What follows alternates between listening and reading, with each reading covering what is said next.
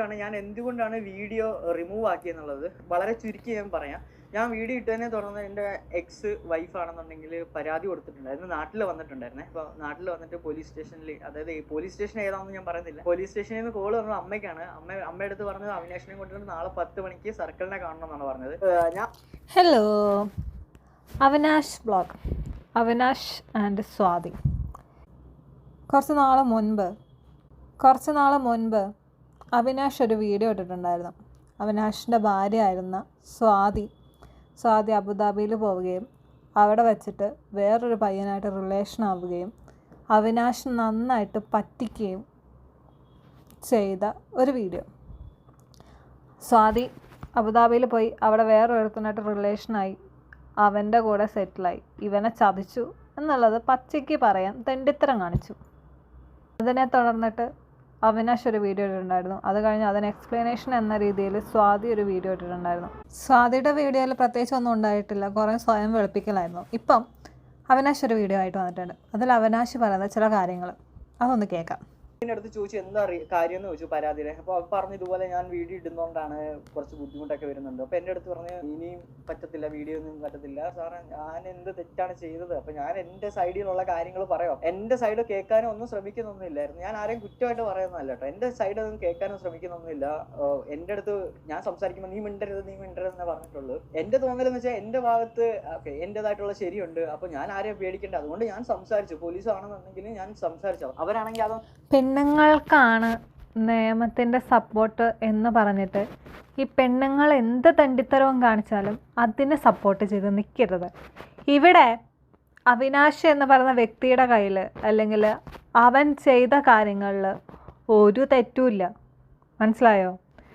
ഇവളുടെ എല്ലാ ആഗ്രഹങ്ങൾക്കും കൂട്ടു നിന്നിട്ട് അവളുടെ എല്ലാ കാര്യങ്ങൾക്കും സപ്പോർട്ട് ചെയ്ത് അവളുടെ ഇഷ്ടത്തിന് അവളെ ഇവൻ അബുദാബിയിലോട്ട് പറഞ്ഞു വിട്ടു. എന്നിട്ട് ആ നല്ല മോള് അവൾ അവിടെ പോയി ചെയ്ത പ്രവൃത്തി, അവിടെ പോയി വേറൊരുത്തൻ്റെ കൂടെ സെറ്റിലാവുകയാണ് ചെയ്തത്. അപ്പോൾ ഇവനെവിടെ എന്തായി? എന്നിട്ട് ലവള് നാട്ടിൽ വന്ന് കേസ് കൊടുത്തപ്പോൾ ഇവന് മിണ്ടാൻ പാടില്ല അല്ലേ? നല്ലതാ. പെണ്ണുങ്ങൾക്കാണ് നിയമത്തിൻ്റെ സപ്പോർട്ടെന്നും പറഞ്ഞിട്ട് എന്ത് തണ്ടിത്തരവും കാണിക്കുമ്പോൾ അതിന് സപ്പോർട്ട് ചെയ്ത് നിൽക്കരുത്. അവനെന്താണോ പറയാനുള്ളത് കേൾക്കാനുള്ള മനസ്സ് നിങ്ങൾ കാണിക്കണമായിരുന്നു. അല്ലാണ്ട് അവള് കാണിച്ച് ചെറ്റത്തരത്തിന് സപ്പോർട്ട് ചെയ്യലായിരുന്നു വേണ്ടത്. ഒന്നും കേൾക്കാൻ തയ്യാറായിരുന്നില്ല. അതായത് വെറുതെ എങ്ങനെ സൈൻ ചെയ്യുന്നത്, ഇതുപോലെ വീഡിയോ ഒക്കെ ചെയ്യാൻ പറ്റത്തില്ലെന്ന് പറഞ്ഞിട്ട് സൈൻ ചെയ്യണമെന്ന് പറഞ്ഞു. അപ്പോൾ ഞാൻ പറഞ്ഞു സാർ അത് പറ്റത്തില്ല, നമുക്ക് വക്കീലിൻ്റെ അടുത്ത് ചോദിക്കേണ്ടി വരും എന്ന് പറഞ്ഞു. സൈൻ ചെയ്യണമെന്നുണ്ടെങ്കിൽ ഞാൻ അതിന് മുന്നേ നമ്മുടെ വീടിനടുത്തൊരു വക്കീലിനെ കണ്ടായിരുന്നേ. സൈനൊക്കെ ഇടാൻ പറഞ്ഞു കഴിഞ്ഞാൽ ചെയ്യണ്ട, അത് വക്കീൽ മുഖാന്തരം ചെയ്താൽ മതി എന്നാണ് പറഞ്ഞത്. അപ്പോൾ ഞാൻ അത് വിചാരിച്ചിട്ട് ഞാൻ സാറിന് സാർ ഇതുപോലെ സൈൻ ഇടാൻ പറ്റത്തില്ല, എൻ്റെ അടുത്ത് ഈ വക്കീൽ ഇതുപോലെ പറഞ്ഞിട്ടുണ്ട്. ഇതൊക്കെ കേട്ടപ്പോഴത്തേക്കും അവർക്ക് ഭയങ്കര ദേഷ്യമായെന്ന് തോന്നുന്നു. എൻ്റെ അടുത്ത് ഭയങ്കര റൈസായിട്ട് സംസാരിച്ചു. ഞാനെന്നാ പറഞ്ഞു സാർ കേസ് അയക്കോ, FIR ഇട്ടോളാം പറഞ്ഞു. അങ്ങനെയാണ് എന്നെ പിടിച്ച് സെല്ലിലോട്ട് കൊണ്ടുപോകാനായിട്ട് ശ്രമിച്ചു കേട്ടോ സാറ്. അമ്മ എൻ്റെ അടുത്ത് തൊട്ടടുത്ത് ഇരിപ്പുണ്ട്. അമ്മയ്ക്കാണെങ്കിൽ ആകെ പേടിയായിപ്പോയി. അമ്മ കരയറൊക്കെ ആയപ്പോഴത്തേക്കിന് എൻ്റെ അടുത്ത് പറഞ്ഞ് ഒപ്പിട്ട് കൊടുക്കാൻ പറഞ്ഞു. അമ്മയൊക്കെ പിന്നെ ഞാൻ പറഞ്ഞില്ല, അമ്മയ്ക്കൊക്കെ സങ്കടം ആയതുകൊണ്ട് ഞാൻ സൈൻ ചെയ്ത് കൊടുത്തു. ഇതുപോലെ തെണ്ടിത്തരം. ഇവനെ വീഡിയോ ചെയ്യാൻ പാടില്ല അല്ലെങ്കിൽ ഇവൻ ഇത് ചെയ്യാൻ പാടില്ല എന്ന് പറയാൻ നിങ്ങൾക്ക് എന്താ അവകാശമുണ്ട്? അവൾക്ക് ചെറ്റത്തരം കാണിക്കാമെങ്കിൽ ഇവന് വീഡിയോയും ചെയ്യാം.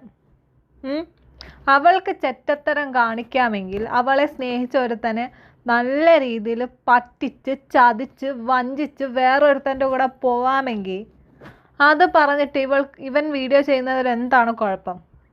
അവൾ ഇന്ന് നിൽക്കുന്ന ഒരു കോലം ഉണ്ടല്ലോ, അവളുടെ പണ്ടത്തെ പിച്ചക്കോലത്തിൽ നിന്ന് ഇപ്പം നിൽക്കുന്ന കോലത്തിലോട്ട് എത്തിച്ചത് ഇവനാ. ആ ഇവനെയും ചതിച്ചിട്ട് അവൾക്ക് പോവാമെങ്കിൽ അവന് വീഡിയോയും ചെയ്യാം.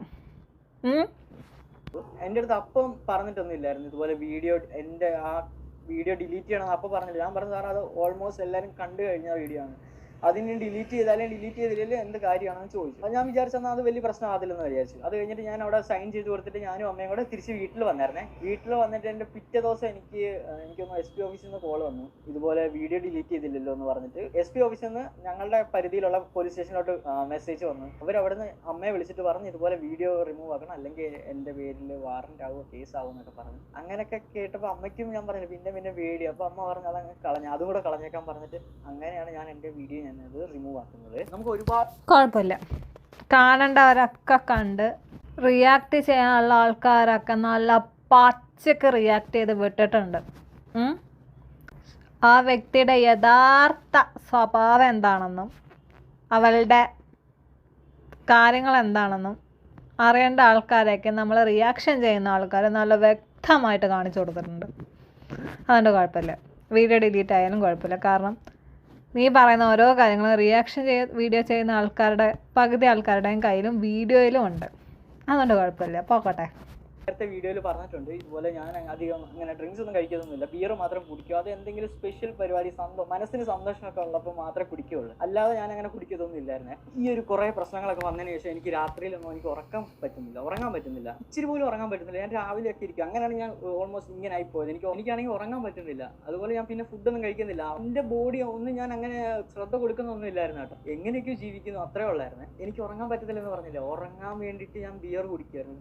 എൻ്റെ ബോധം പോകുന്നവരെ കുടിക്കുമായിരുന്നു. അങ്ങനെ ഞാൻ കുടിച്ച് ഒരു അഡിക്റ്റഡ് ആയി പോയതുപോലെ ആയിരുന്നു കേട്ടോ കുറേ നാള്. എനിക്ക് തന്നെ അങ്ങ് ലാസ്റ്റ് മടുപ്പായി. ഇതിൽ നിന്ന് എനിക്കൊരു മോചനം വേണം, അതായത് എനിക്ക് ഇതിൽ നിന്ന് ഒരു എൻഡ് വേണം. അങ്ങനെയാണ് കേട്ടോ ഞാൻ ഒരു വീഡിയോ ഒക്കെ ചെയ്തത്. അതിനുശേഷമാണ് എൻ്റെ ഒരു പെണ്ണ് കാരണം മര്യാദയ്ക്ക് ജീവിച്ചുകൊണ്ടിരുന്ന ഒരുത്തൻ കള്ളുകുടിയനായി, അതിന് അഡിക്റ്റായി.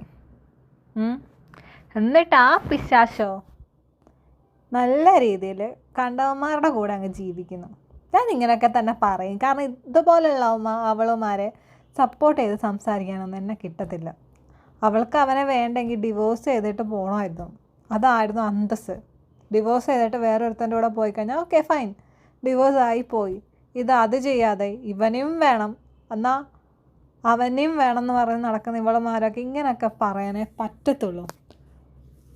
എക്സ് വൈഫ് നാട്ടിൽ വന്നത് ഇതിപ്പോൾ ഡിവോഴ്സായി. ഇപ്പം ഞാൻ ഹാപ്പിയാണ്. കുറേ നാളായിട്ട് ഞാൻ മദ്യം കൈകൊണ്ട് തൊട്ടിട്ടില്ല. ഞാൻ അത് നിർത്തിയതാണ്. എന്നെക്കൊണ്ട് അങ്ങനെ സ്റ്റോപ്പ് ചെയ്യാൻ പറ്റുമോ ഒരു സിറ്റുവേഷനൊക്കെ എത്തിയപ്പോൾ ഞാൻ ചിന്തിച്ചാണ്, എന്നെക്കൊണ്ട് അത് പറ്റത്തില്ലെന്നാണ് വിചാരിച്ചത്. പക്ഷേ എനിക്ക് ഡിവോഴ്സ് കിട്ടിയപ്പോഴത്തേക്ക് ഞാൻ പറഞ്ഞില്ലേ, ഞാൻ എനിക്ക് ഓക്കെ ആയിട്ട് നവരാത്രി വ്രതം ഉണ്ടായിരുന്നല്ലോ. നവരാത്രി വ്രതത്തിന് ഞാൻ അമ്മ എൻ്റെ അടുത്ത് പറഞ്ഞ് അമ്മയുടെ കൂടെ വ്രതം എടുക്കാൻ പറഞ്ഞു. അങ്ങനെ ഞാൻ അമ്മയുടെ കൂടെ വ്രതം എടുത്തു. കറക്റ്റ് മാംസമൊന്നും കഴിക്കാതെ, ഇതുപോലെ ഡ്രിങ്ക്സ് ഒന്നും കഴിക്കാതെ 9 ദിവസം ഞാൻ കറക്റ്റായിട്ട് വ്രതം എടുത്തു. അതിനുശേഷം ഞാൻ ഈ ഒരു ഇത് തന്നെ തുടർന്നുകൊണ്ടേയിരുന്നു. പിന്നെ എനിക്ക് നന്ദി പറയേണ്ട കുറേ നല്ലതാ. ഇനിയെങ്കിലും സമാധാനത്തോടെ സന്തോഷമായിട്ട് ജീവിക്കുക. ഈ പിശാചിനെയും ഭൂതനെയും ഒന്നും ആലോചിക്കാതെ മര്യാദയ്ക്ക് സന്തോഷമായിട്ട് മനസ്സിന് സന്തോഷവും സമാധാനവും തരുന്ന കാര്യങ്ങൾ ചെയ്തിട്ട് ഹാപ്പി ആയിട്ട് ജീവിക്കുക. നല്ലൊരു ലൈഫ് ഉണ്ടാവും അങ്ങനെയാണെങ്കിൽ. അതല്ലാണ്ട് വീണ്ടും പഴയ കാര്യങ്ങളൊക്കെ ആലോചിച്ചിട്ട് ഡ്രിങ്ക്സും ഇതൊക്കെ കഴിച്ച് സ്വയം ജീവിതം തുലയ്ക്കാന്നല്ലാണ്ട് ഒന്നും സംഭവിക്കാനില്ല. അതുകൊണ്ട് ഹാപ്പി ആയിട്ട് സന്തോഷമായിട്ട് അങ്ങോട്ട് അമ്മയെ നോക്കി അങ്ങ് ജീവിക്കുക, അത്രേ പറയാനുള്ളൂ. ശരി എന്നാൽ.